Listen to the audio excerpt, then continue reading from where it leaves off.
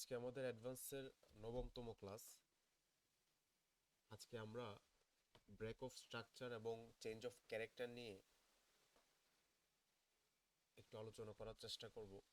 পাশাপাশি বেশ কিছু বিষয় নিয়ে আপনাদের সামনে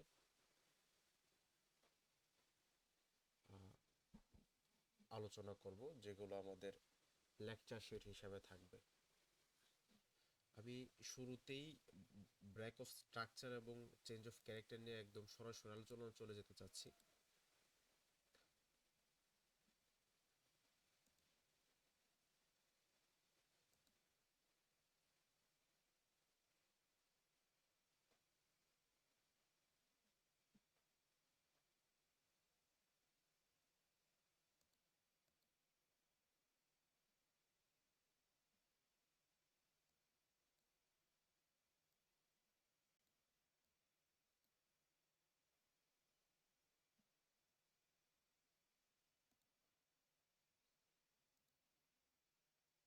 মার্কেটের মধ্যে আমরা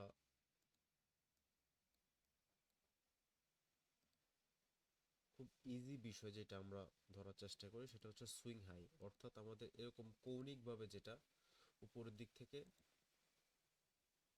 মার্কেট উপরের দিকে যাচ্ছিল, যেখান থেকে মুভ করে মার্কেটটা ফ্লিপ করে নিচে চলে আসছে, ওই পয়েন্টটাকে আমরা হাই বলে থাকি। এবং সেম জিনিসটা উল্টোভাবে হয়, যখন কোনো মার্কেট নিচের দিকে যাচ্ছিল, যেই পয়েন্টটা থেকে মার্কেট ফ্লিপ করে আবার এগেইন উপরের দিকে চলে যায়, সেই পয়েন্টটাকে আমরা লো বলি।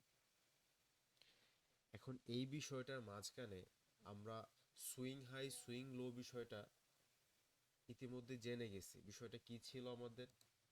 সুইং হাই সুইং লো হচ্ছে আপনি চার্টের মধ্যে অনেক হাই লো দেখতে পাবেন।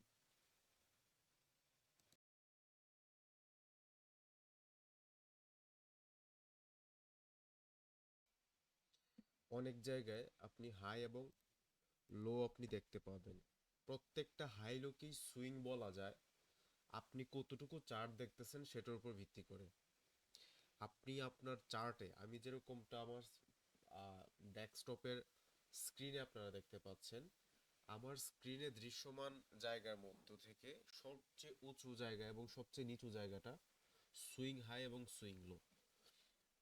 এবং আমি যখন চার্টটাকে আবার জুম করে এতটুকু নিয়ে আসব, তাহলে আমার এই পয়েন্টটা থেকে সবচেয়ে উঁচু জায়গাটা এবং সবচেয়ে নিচু জায়গাটা আমার জন্য সুইং লো হিসাবে থাকবে। আমি যদি বিষয়টাকে আরো জুম করে ফেলি, তাহলে আমার এই পয়েন্টটাতে আমার এটা সুইং হাই হিসেবে থাকবে, এটা সুইং লো হিসেবে থাকবে।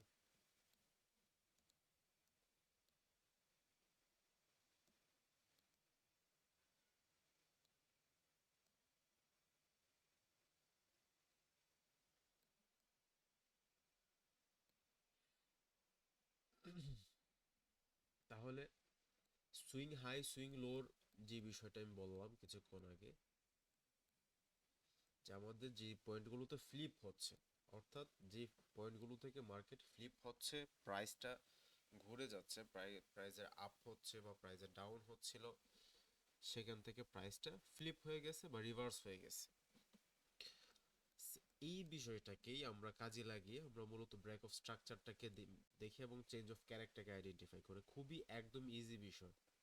আপনার মার্কেট একটা হাই, আমরা ধরে নিলাম মার্কেটের এখান থেকে আমরা অ্যানালাইসিস শুরু করলাম।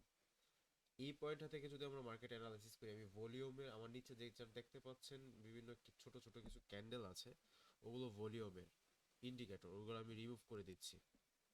এগুলো আপনাদেরকে দেখানোর পারপাস নেওয়া হয়েছিল। দেখেন, আমি যদি উদাহরণ হিসেবে মনে করি যে আমার মার্কেট এখান থেকে আমি অ্যানালাইসিস শুরু করবো, এর আগে কি আছে, এর বাম পাশে আমার কি চার্ট আছে, ওইটা আমার অ্যানালাইসিসের প্রয়োজন নাই। আমি এখান থেকে অ্যানালাইসিস শুরু করতেছি। যেখান থেকে আমি অ্যানালাইসিস শুরু করব, এর পরবর্তী সময়টাতে উপর যখন একটা হাই তৈরি করবে, এটা হচ্ছে আমার নতুন, আগের তুলনায় হাই, আগের হাইয়ের তুলনায় এটা নতুন হাই। এবং মার্কেটটা যখন নিচে যাবে, আগের যে লোটা ছিল সেই লোটার তুলনায় এই লোটা একটু উপরে হবে, এবং পরবর্তী যে হাইটা ছিল সেই হাইটাকে যখন ব্রেক করে তার চেয়ে উপরে গিয়ে মার্কেটটা রিভার্স করবে। দ্যাটস মিন এই এরিয়াটা বা এই পয়েন্টটা, তার মার্কেটের স্ট্রাকচার ছিল যে অ্যাজ ইউজুয়াল নিয়ম কি ছিল, যে এখানে মার্কেটটা আগের হাইকে রেসপেক্ট করবে। আমরা কি জানি যে সাপোর্ট বা রেসিস্ট্যান্টকে সবসময় সাপোর্ট রেসিস্ট্যান্ট সাপোর্টে যাওয়ার পরে মার্কেটটা ওখান থেকে প্রাইজের ঘুরে যায়, ঠিক তেমনি ভাবে রেসিস্ট্যান্টে প্রাইস ঢোকার মাত্র ওখান থেকে প্রাইসটা রিভার্স হয়ে চলে আসে।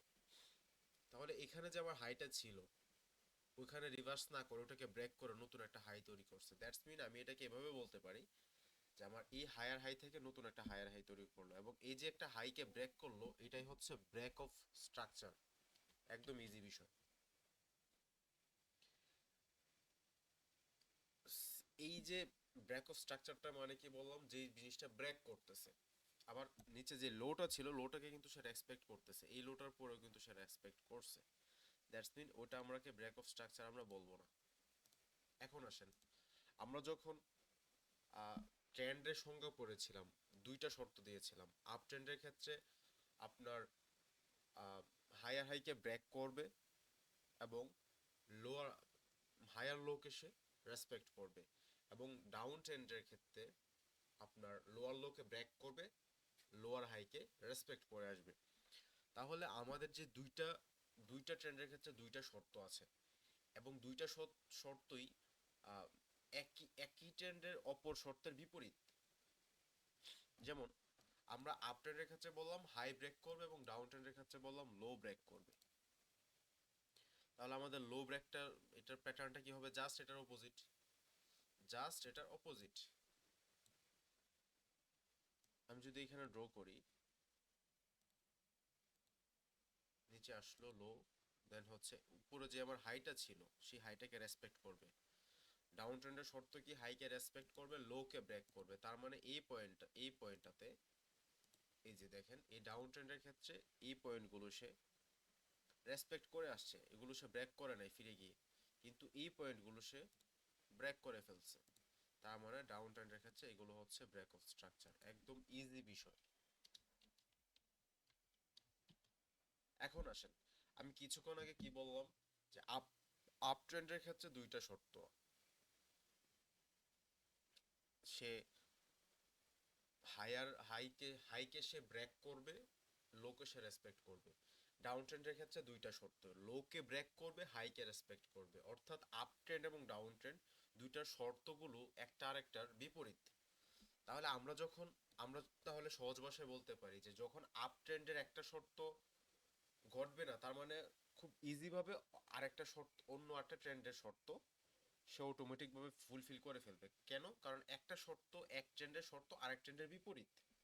ঠিক এখানে যদি আমরা একটা উদাহরণ দিই, দেখেন আমরা আপ ট্রেন্ডে মার্কেট ছিল, মার্কেট যাচ্ছে উপরের দিকে, আপ ট্রেন্ডে ছিল, লোকে রেসপেক্ট করলো, হাইকে ব্রেক করলো, আবার লোকে রেসপেক্ট করলো, আবার সে হাইকে ব্রেক করলো, আবার সে লোকে রেসপেক্ট করে হাইকে সে ব্রেক করলো। এখন যখন আসলো মার্কেট, এখন আসার পরে দেখেন মার্কেট যখনই সে লোকে সে ব্রেক করে ফেললো, মার্কেট ছিল আপ ট্রেন্ডে, এই যে আমাদের নতুন লো, এই লোকে যখন মার্কেট এখানে ব্রেক করে ফেলবে, মার্কেটে ব্রেক করা মাত্র মার্কেটে এইটা লোকে ব্রেক করে মার্কেট আবার উপরের দিকে গেল, এবং এই পয়েন্টের থেকে একটু অবজারভেশন যদি আমরা করি, এখানে মার্কেটগুলো কি ঘটছে, আমাদের ব্রেক অফ স্ট্রাকচার ঘটে আসছে।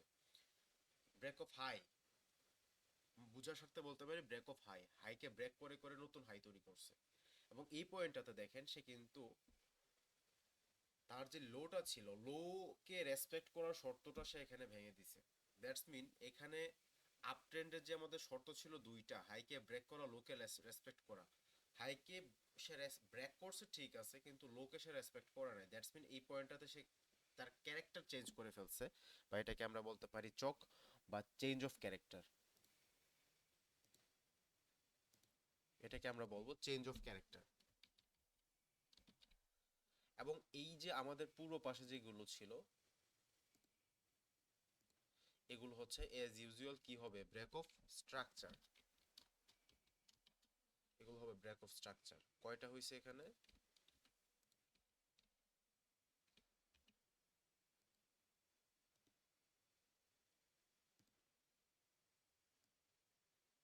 এই যে ব্রেক অফ স্ট্রাকচার এখানে পয়েন্টগুলো থেকে করছে,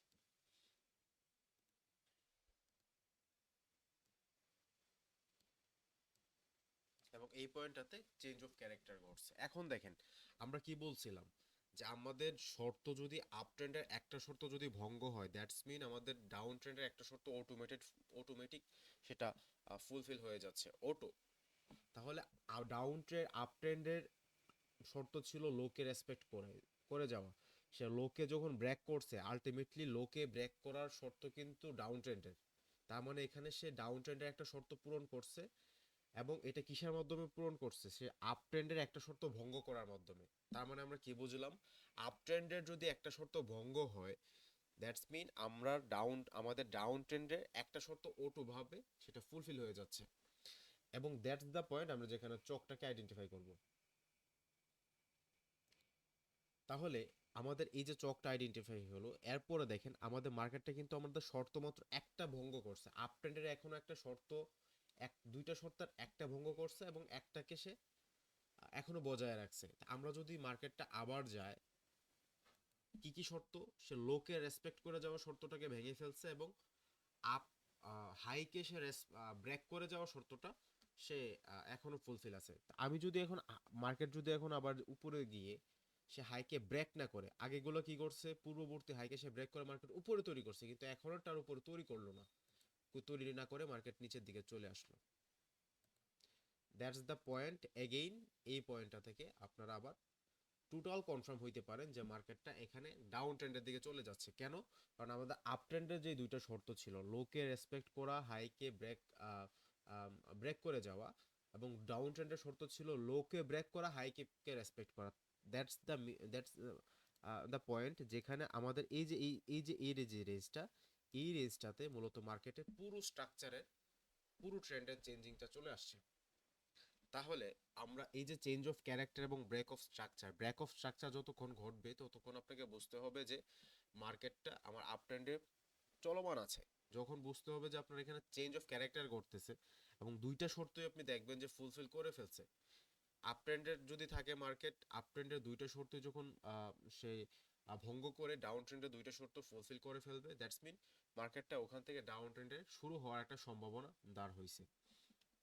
তো এই ছিল ব্রেক অফ স্ট্রাকচার এবং চেঞ্জ অফ ক্যারেক্টারের একটা আলোচনা আপনাদের সামনে।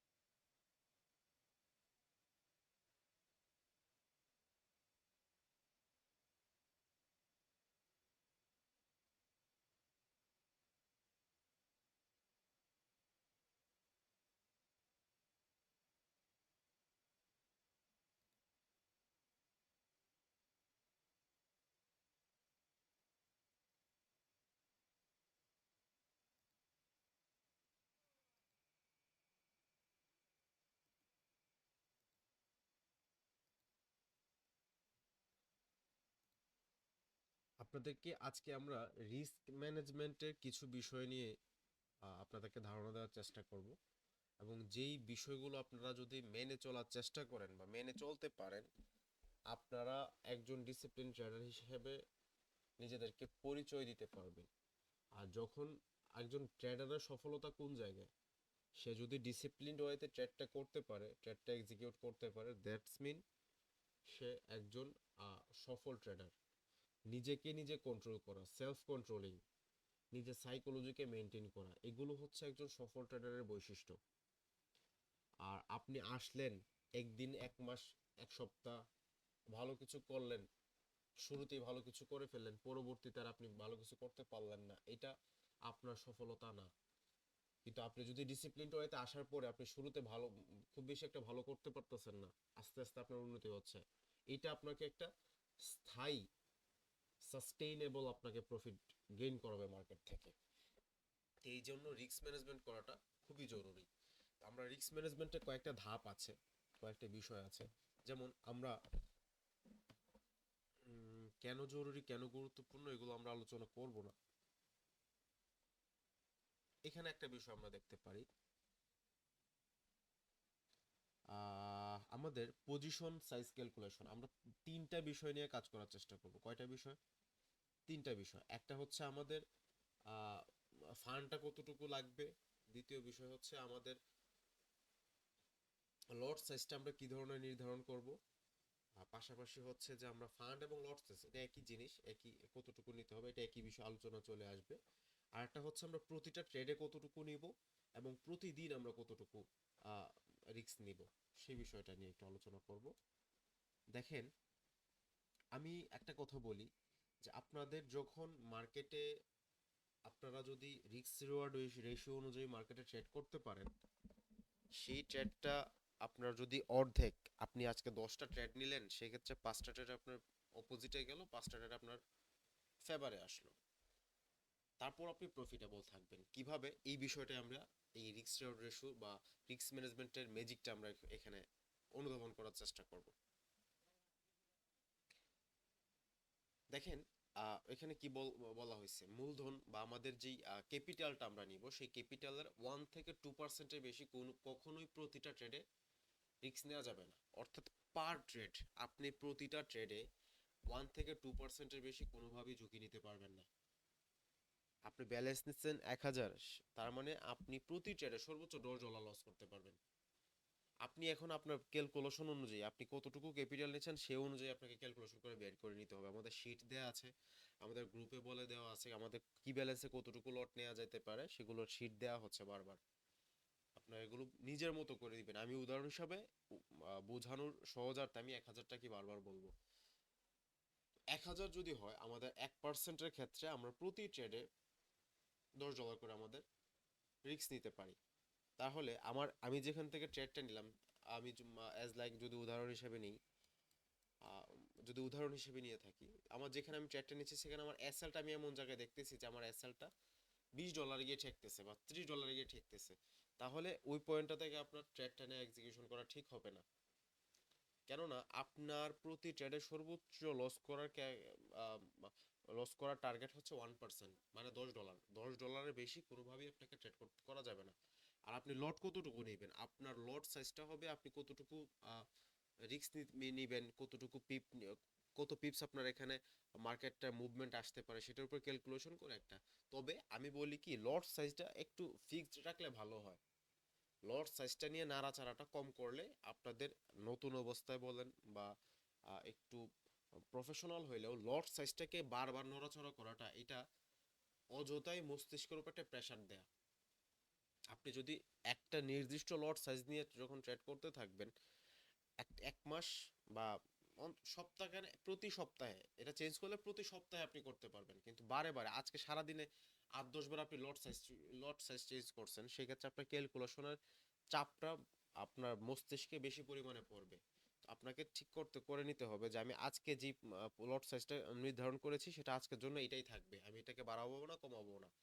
বা আমি আগামীকালকে এই সপ্তাহে আমি যে ট্রেডটা করব সেটা লট সাইজটা আমি নির্ধারণ এটা করে নিলাম। এখন কতটুকু নেবেন এটা আমাদের আহ, আপনার অ্যাকাউন্ট ক্যাপিটালের উপর ভিত্তি করে নিতে হবে। যেমন আপনি যদি $100 অ্যাকাউন্ট দিয়ে ট্রাই করার চেষ্টা করেন, সেক্ষেত্রে আপনি 0.01-এর নিচে তো যেতে পারতেছেন না। আবার আপনি যখন 500 নেবেন সেক্ষেত্রে আপনি 0.03 পর্যন্ত নিতে পারেন। আবার যখন আপনি $1000 নেবেন সেক্ষেত্রে আপনি 0.08 থেকে শুরু করে 0.1 পর্যন্ত আপনি নিতে পারেন। হুম। এটা হচ্ছে আপনার অ্যাকাউন্ট ক্যাপিটালের উপর ভিত্তি করে আপনি আপনার লট সাইজটাকে নির্ধারণ করে নেবেন। তবে আমি যে বিষয়টা আপনাকে বুঝতে হবে যে আপনি যেখানে এসএলটা লাগাবেন, অবশ্যই এসএলটিপি ছাড়া আমরা কোনো কাজ করব না, কোনো ট্রেড এক্সিকিউট করব না, কারণ আমরা ডিসিপ্লিন ট্রেডার। সেক্ষেত্রে আমরা 1% যেখানে আমার এসএলটা লাগবে সেটার তুলনায় আমি 3% আমার গেইনের অর্থাৎ টিপিটা আসতেছে কিনা, আমি যেখানে টিপিটা সেট করতেছি সেই পয়েন্টটাতে আমার 3% আমার মূল ক্যাপিটালের, আমার $1000 অ্যাকাউন্টে, মানে আমি যেখানে ট্রেডটা এক্সিকিউট করবো তাহলে আমার টিপি থাকবে $30, এসএল থাকবে $10, এর বেশি আমার টার্গেট নেওয়া যাবে না। তাহলে আমি যদি $1000 অ্যাকাউন্ট নেই, তাহলে আমার প্রতি ট্রেডে সর্বোচ্চ লসের যেই অপশনটা থাকবে সেটা হচ্ছে $10। 1% লস করতেছি আমি পার ট্রেডে। তাহলে আমার অ্যাকাউন্টটা ফ্লাশ হইতে 100 দিন সময়, 100টা ট্রেড নিতে হবে আমাকে। এখন 100টা ট্রেড নেওয়ার আগে আপনি দেখবেন না ধীরে ধীরে প্রফিটেবল হওয়া শুরু হবে যদি রিস্ক রিওয়ার্ড রেশিও মেনে কাজ করেন। হুম। এরপর প্রতিদিনে এটা আমি বললাম পার ট্রেড। এখন প্রতিদিনে আপনি কতটুকু লাভ লসের হিসাব করবেন, আপনাকে ডেইলি প্রফিট লিমিট এবং লস লিমিট রাখতে হবে অনলি 2 থেকে 5%, এবং লস লিমিট রাখবেন অনলি আপনার অ্যাকাউন্টের 2 থেকে 3 বা সর্বোচ্চ 4। ফোর যাওয়ার দরকার নাই, ফোর পর্যন্ত যাওয়ার দরকার নাই, থ্রি পর্যন্ত। বাই এনি চান্স আপনার অ্যাকাউন্টটা, আপনার মূল যে ক্যাপিটালটা ছিল সেটা লস হয়ে গেছে 3%, তার মানে আপনি আজকের জন্য ট্রেড এখানেই ক্লোজ। যত ভালো সেটআপে আসুক এই দিন আর ট্রেড নেওয়া যাবে না। আপনার কাছে যত ভালো কিছুই মনে হোক যে আমি এখন এখন নিলে মনে হয় প্রফিট করে ফেলবো,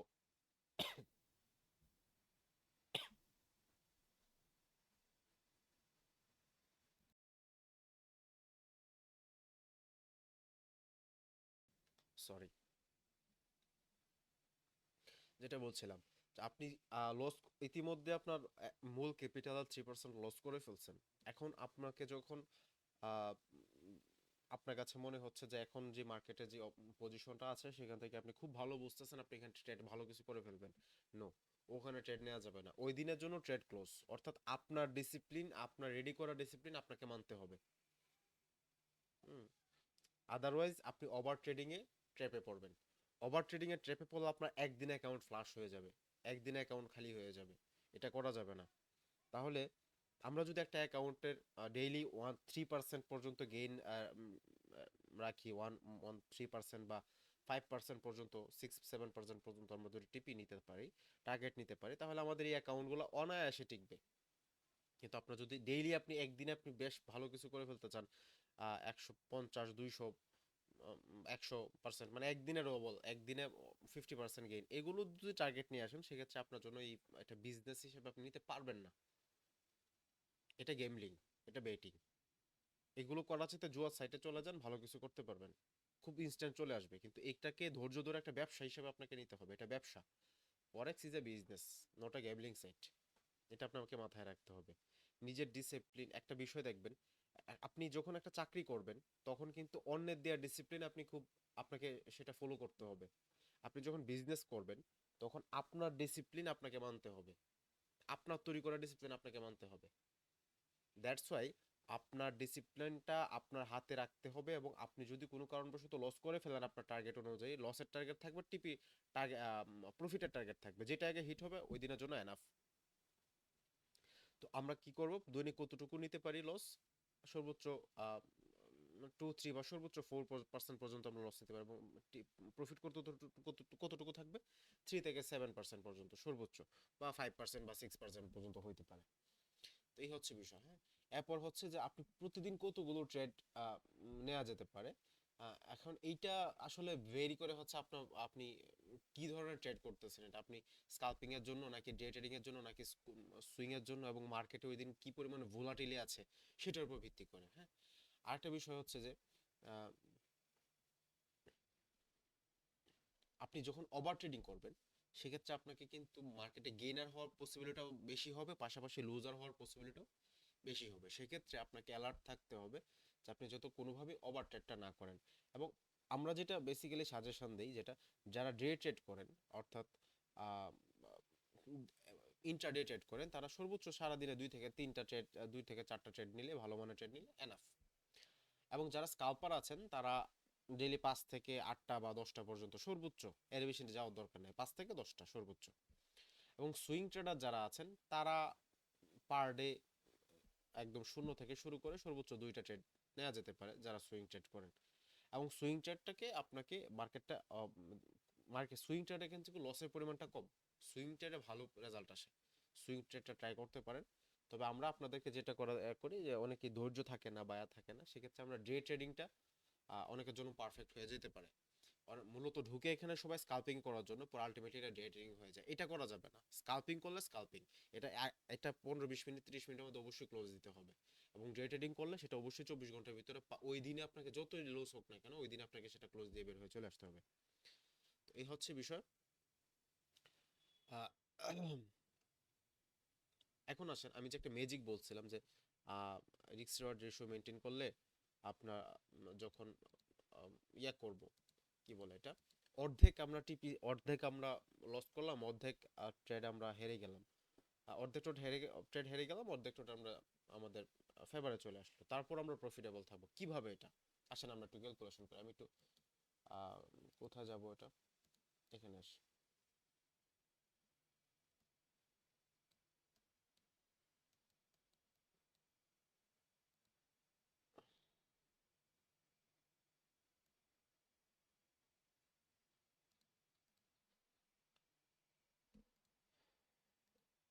দেখেন আমরা যদি পার ডে, আমরা যদি প্রতিটা ট্রেডে যদি 10 ডলার করে আমরা লস রাখি, এবং প্রতিটা ট্রেডে আমরা যদি টিপি রাখি হচ্ছে 1:2 রেশিও, মানে $20 করে। এখন আমাদের রিস্ক রিওয়ার্ড রেশিও অনুযায়ী প্রত্যেকটা ট্রেড আমরা নিলাম, এবং ট্রেডের পরিমাণ আমরা কতগুলো ট্রেড নিলাম, উদাহরণস্বরূপ আমরা 10টা ট্রেড নিলাম।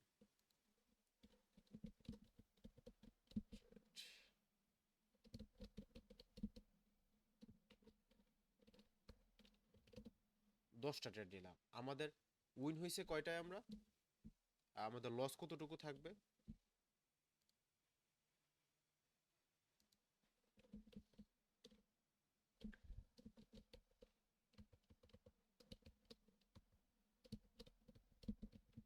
পার ট্রেডে আমরা রিস্ক রিস্ক রাখবো $10,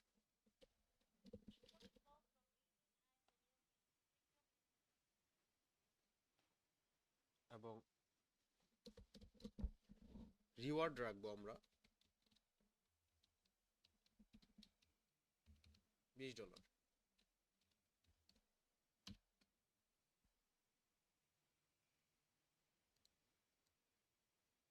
এখন আমরা পার ট্রেডে রিস্ক আছে আমাদের $10 করে, রিওয়ার্ড আছে $20 করে। তাহলে আমরা 10টা যদি ট্রেড নিলাম, ট্রেড লিমিট আমাদের কত, 10। তাহলে আমরা 10টা ট্রেড হেরে গেলাম, না দুঃখিত, 5টা ট্রেডে আমরা হেরে গেলাম। 5টা ট্রেডে যদি আমরা হেরে যাই, সেক্ষেত্রে 5x, আমাদের রিস্ক কত ছিল, $10 করে। তার মানে আমরা যদি 5টা ট্রেড যদি হেরে যাই, ইফ উই লস 5 ট্রেড, অর্থাৎ মূল ট্রেডের 50% আমরা হেরে গেছি, তাহলে আমাদের ক্যালকুলেশনটা কি দাঁড়াবে, আমরা $50 লস করছি।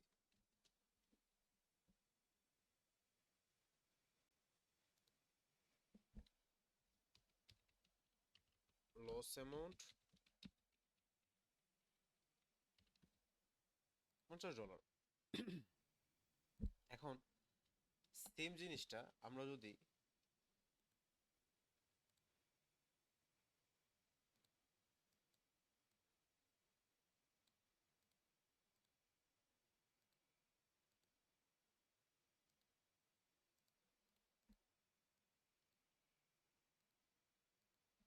if we gain 5 trade বা উইন, তাহলে প্রফিট অ্যামাউন্ট কত থাকবে আমাদের, দেখেন প্রফিট অ্যামাউন্ট থাকবে 5টা গুণন 20, কারণ আমাদের রিস্ক রিওয়ার্ড রেশিও অনুযায়ী প্রতিটা ট্রেডে আমরা 20 করে টার্গেট দিয়েছিলাম, এবং প্রতিটা আমাদের টিপি হিট হয়েছে। মাঝখানে আমাদের কোনো ম্যানুয়ালি ক্লোজিং এ আমরা যাব না, এবং আপনাদেরকে যখন ডেমো প্র্যাকটিস করতেছেন তখন ওইভাবে প্র্যাকটিস করবেন, ম্যানুয়াল ক্লোজ দেওয়ার চেষ্টা করবেন না, তাহলে আপনাদের সেটআপ অনেক সুন্দর হবে। যখন আপনি ম্যানুয়াল ক্লোজ দেওয়ার আপনার নিজে নিজে এটার অপশনটা যখন ক্লোজ করে দিবেন, হ্যাঁ, যে আমি ম্যানুয়ালি কোনো পজিশন ক্লোজ করব না, এই এই সুযোগটা যখন আপনি যে বন্ধ করে দিবেন, তখন দেখবেন যে আপনার অটোমেটেড আপনার টিপি পরে হিট হওয়ার পরিমাণটা বেড়ে যাচ্ছে। তাহলে আমাদের যদি আমরা প্রফিট অ্যামাউন্ট যদি আমরা হিসাব করি, তাহলে আমাদের 5টা ট্রেডে আমরা উইন করে 5টা ট্রেডে লস করে আমাদের টোটাল অ্যামাউন্ট লস হয়েছে $50, এবং 5টা ট্রেডে আমাদের টোটাল প্রফিট অ্যামাউন্ট হবে $100। এটা একদিনের হিসাব। তাহলে আমাদের নেট প্রফিটটা কত দাঁড়াচ্ছে, আমাদের সারা দিনের যেই ট্রেড করলাম, আমরা যে পরিশ্রমটা করলাম, সেই ট্রেডটা আমাদের নেট প্রফিট কি দাঁড়াবে, আমরা পাঁচটা ট্রেড উইন করছি, 5টা ট্রেডে উইন করে আমরা পেয়েছি 100, ওইটা থেকে আমরা মাইনাস দিব হচ্ছে 50। দ্যাটস মিন আমরা পার ডে ওই দিনে আমরা $50 নেট প্রফিট করছি, অর্থাৎ $50 আমাদের প্রফিট আছে account. That's enough for a day. কোথায় চলে গেল,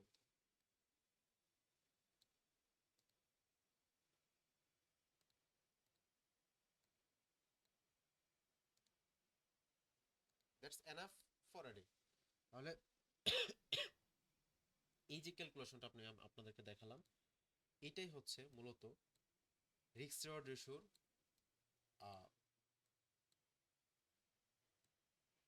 ম্যাজিক। যখন আপনি রিস্ক রিওয়ার্ড রেশিও অনুযায়ী ট্রেডটা এক্সিকিউশন করবেন এবং এসএল এবং টিপি সেট করার পরে আপনি জাস্ট ট্রেডটাকে এভাবে রেখে দিবেন, হয় এসএল খাবে নয়তো টিপি খাবে। এভাবে যখন দেখবেন যে বেশ কয়েকটা ট্রেড আপনার এসএল খাওয়া শুরু হয়েছে, তখন আপনি আলটিমেটলি এসএলটাও এমন জায়গায় লাগাবেন যখন এসএলটাও হিট হয় না, আলটিমেটলি টিপিটা যাতে বেশি পরিমাণে হিট হয়, তখন আপনার দেখবেন সেট আপটাতেই আলাদা একটা একুরেসি চলে আসবে। এই জন্য ম্যানুয়ালি ট্রেড পজিশনগুলো ক্লোজ করার অভ্যাসটা একটু বাদ দিয়ে এইভাবে কয়েকদিন প্র্যাকটিস করে দেখেন, টোটালটাকে অটোমেট করে ফেলেন, এসএলটিপি সেট করে দেন, দেখবেন যে যখন আপনি বারবার মানে ভুলভাল এসএলটিপি সেট করার কারণে বারবার এসএল যখন আপনার হিট হয়ে যাবে, তো তখন আস্তে আস্তে দেখবেন আপনার সাইকোলজি আপনাকে পুশ করবে যে ভালো জায়গায় এসএলটিপি গুলোকে লাগানোর জন্য, ভালো জায়গাগুলোকে সেট করার জন্য। তো এইটাই হচ্ছে প্র্যাকটিসের একটা বেনিফিট বলতে পারেন। তো আপনারা যদি রিমোটে এগুলো এভাবে প্র্যাকটিস করেন, লাইফটাও দেখবেন ভালো হয়ে যাবে। এবং কে কত ডলার ডিপোজিট করতেছেন, কত ডলার দিয়ে শুরু করবেন, কি বিষয় আসে, এগুলো এডমিনের সঙ্গে একটু আলাপ আলোচনা করে বিষয়গুলো আরো ক্লিয়ার হয়ে যাবেন। এখন যেটা করবেন, এটা একটা স্ক্রিনশট নেন আপনারা, এটা একটা স্ক্রিনশট নিয়ে আমাদের গ্রুপে সবাইকে দেন, বা গ্রুপে দেন বা আপনার এডমিনকে দেন, আপনি যে ক্লাসে ছিলেন সেটার একটা উপস্থিতি জানান দিয়ে দেন এই স্ক্রিনশটটার মাধ্যমে, পাশাপাশি আপনারা নোট করা থাকলো। এটা হচ্ছে রিস্ক রিওয়ার্ড রেশিওর একটা ক্যালকুলেশন। তো এই যে বিষয়টা আমি আজকে আলোচনা করলাম, রিস্ক রিওয়ার্ড রেশিও অনুযায়ী আমরা এখন ধীরে ধীরে লাইভ ট্রেড করার প্র্যাকটিস করব, আমাদের স্ট্র্যাটেজিগুলো ডেমোতে প্র্যাকটিস করে আসতেছি আমরা, এখন আস্তে আস্তে লাইভে প্র্যাকটিস করার চেষ্টা করব।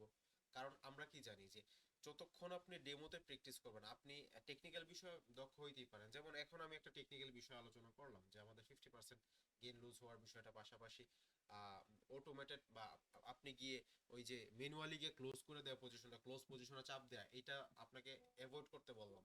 সেই পয়েন্টটাতে যখন আপনি চেষ্টা করবেন, তখন আপনাকে আপনি এই এটা যখন আপনি প্র্যাকটিস করবেন, কোথায় ডেমোতে প্র্যাকটিস করবেন। কিন্তু আপনি যদি ট্রেডটাকে শিখতে যান, আপনি লাইভ ট্রেড অ্যাকাউন্ট ছাড়া আপনি কখনো আপনার সাইকোলজি বিল্ড আপ হবে না। যখন আপনার ট্রেডগুলো ডেমোতে করবেন, তখন দেখবেন যে গেইনের শুধু গেইন আর শুধু গেইন, শুধু গেইন, কিন্তু লুজ পরিমাণ কমে যাচ্ছে। কিন্তু যখন লাইভে আসবেন, তখন দেখবেন যে সাইকোলজি একটু উলটপালট করার চেষ্টা করতেছে, একটু নিজের ভিতরে উদ্দীপনা কাজ করবে, নিজের ভিতরে একটু মানে ছটফট, ভিতরটা একদম কেমন জানি ছটফট শুরু করবে, এই বুঝি লস হয়ে গেল, এই বুঝি লাভ হয়ে গেল, বের হয়ে চলে আসে, এই বুঝি লাভ আবার লসে চলে গেল, অনেক মানে একটা প্রেসারের মধ্যে থাকবেন। এই যে প্রেসারটা, এই প্রেসারটাকেই নিউট্রালাইজ করতে পারাটা, এটাই হচ্ছে সাইকোলজিক্যাল গেম। এবং এই গেমটা যদি আপনি আন্ডারস্ট্যান্ডেবল হয়ে ওঠেন, পাশাপাশি মার্কেটে কি সাইকোলজিটা চলতেছে, এই চার্টটা দেখা অবস্থায় আপনার ভিতরে কি মস্তিষ্কে কি আসতেছে, এবং অন্য 90টা ট্রেডার তারা কি চিন্তা করতেছে, ওটার বিপরীতে গিয়ে আপনি 10% ট্রেডারের যখন আপনি ট্রেডটা এঁটে নেবেন, তখন আপনি এখানে ভালো কিছু করতে পারবেন। এটা হচ্ছে প্র্যাকটিসের বিষয়। এটা এখানে আপনি আবেগ নিয়ে আসবেন, এখানে আপনি আরো 100% আশ্বাস নিয়ে, আশ্বাসের কথা শুনে এখানে ট্রেড করতে আসবেন, আপনি প্রতারিত হবেন। এই জন্য হ্যাঁ, আমরাও আমাদের চ্যানেল থেকেও, টেলিগ্রাম চ্যানেল থেকেও আমরা 200+ পিপসের একটা গেইন করার আমরা একটা নিশ্চয়তা আমরা আপনাদেরকে দিচ্ছি। কিন্তু আমাদের কি হয়, আমাদের প্রায় দিনে দেখা যায় যে এমন সময় দেখা যায় যে আমরা 200+ মানে এভারেজ থাকে 300, কোনোদিন হয়ে যায়, কোনোদিন 400 পিপস আমাদের গেইন হয়ে যায়। আবার এমনও কোনো দিন যায় যেদিন আমাদের 150 পিপস আমরা শুধুমাত্র গেইন করাইতে পারছি, বা 100 পিপস গেইন করাইতে পারছি। তো এই যে এভারেজটা, একটা মার্কেট সামনে কি ঘটবে, কখন ঘটবে, কিভাবে ঘটবে, এটা আপনিও জানেন না, আমিও জানি না। আমি আমার অভিজ্ঞতা থেকে সেটাকে অ্যানালাইসিস করতেছি, আপনিও আপনার অভিজ্ঞতা থেকে অ্যানালাইসিস করতেছেন। কিন্তু কিছু কিছু বিষয় যেগুলো পুরনো মার্কেটে ইতিহাস যেটা ঘটে ঘটে আসছে, ঘটে আসছে, সেই বিষয়গুলো আবার পুনরাবৃত্তি ঘটে, এবং সেটার উপর ভিত্তি করে আমরা বিগত দিনের বিষয়গুলো আমরা অ্যানালাইসিস করবো যে কেন, কখন, কোথায় ঘটছে, এবং এখানে এসে আমরা সেইগুলো দেখবো যে সেম সেম বিষয়গুলো এখানে হচ্ছে কিনা। এবং আমাদের লজিক যদি মিলে যে না, এখানে ট্রেডটা এক্সিকিউশন করা যায়, আমি যেদিকে চিন্তা করতেছি মার্কেটটা ওদিকে যেতে পারে, কতটুকু যেতে পারে অতটুকু, তাও যতটুকু যেতে পারে ওখানে একটা টিপি লাগাবেন, বা একটা বা একাধিক টিপি লাগাবেন। এবং নিচের দিকে এসে আপনি যেখানে মনে হবে যে মার্কেটটা যদি এইদিকে চলে যায় তাহলে আরো নিচে চলে যাবে, তাহলে ওই পয়েন্টটাতে আপনি একটা এসএল সেট করে দিবেন। এবং এসএল কোথায়, টিপি কোথায় লাগাবেন, ওগুলো আমি স্ট্র্যাটেজি নিয়ে যখন আলোচনা করে আসছি, বেশ কয়েকটা জায়গায় বলে বলে আসছি, হ্যাঁ। তো এই হচ্ছে বিষয়, এগুলো আপনারা প্র্যাকটিস করেন, লাইভ ট্রেড করার জন্য প্রস্তুতি নেন। যে কোনো সহযোগিতায় আপনাদের এডমিনকে নক দিবেন, আপনাদের এডমিনকে একটু টাচে থাকার চেষ্টা করবেন। ইনশাল্লাহ ভালো কিছু হবে, আপনাদেরকে নিয়ে আমরা ডিসিপ্লিন ট্রেডিং কমিউনিটি যাতে করতে পারি, সেই আশা রেখে আজকের মতো এখানেই শেষ করছি ক্লাস। ধন্যবাদ সবাইকে, আল্লাহ হাফেজ।